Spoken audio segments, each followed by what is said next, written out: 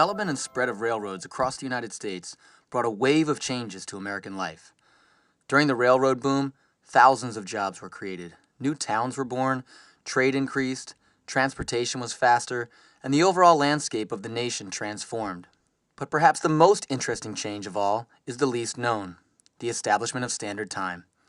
Today, we know that if it is 6:28 a.m. in Los Angeles, it is 9:28 a.m. in New York, 2:28 p.m. in London, 5:28 p.m. in Moscow, and 10:28 p.m. in Tokyo.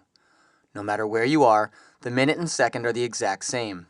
But before the railroads, there was no need for a national or global clock, and each town kept its own local time. So when it was 12 noon in Chicago, it was 12:07 p.m. in Indianapolis, 11:50 a.m. in St. Louis, and 11:27 a.m. in Omaha.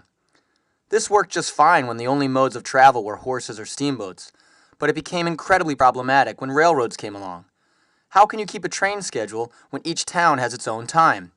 And how do you prevent collisions or accidents on the tracks if train conductors are using different clocks?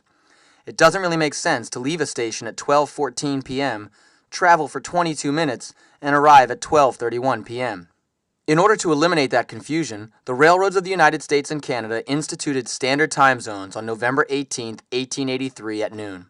It allowed the railroad companies to operate more effectively and reduce deadly accidents. The American public, however, was not so quick to embrace this new change, as many cities continued to use their own local time. Resistance was so strong that in some towns, clocks would show both the local time and the railway time. Imagine this conversation. "Pardon me, sir, do you have the time?" "Why, yes. Which do you need?"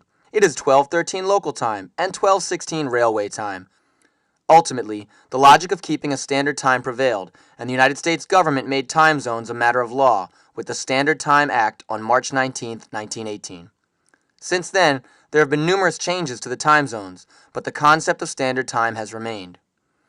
But the United States was actually not the first to develop standard time. The first company to implement the use of standard time was the Great Western Railway in 1840 in Britain, and by 1847, most British railways were using Greenwich Mean Time, or GMT. The British government made it official on August 2, 1880, with the Statutes or Definition of Time Act.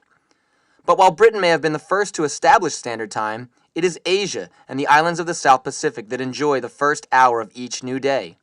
The International Date Line passes through the Pacific Ocean on the opposite side of the Earth from the prime meridian in Greenwich where, thanks to trains, standard time was first used. Trains have evolved over the years and remain a prominent form of transportation and trade throughout the world. And from the New York City subways to the freight trains traveling across the Great Plains to the trolleys in San Francisco, they all know exactly what time it is. And thanks to them, we do too.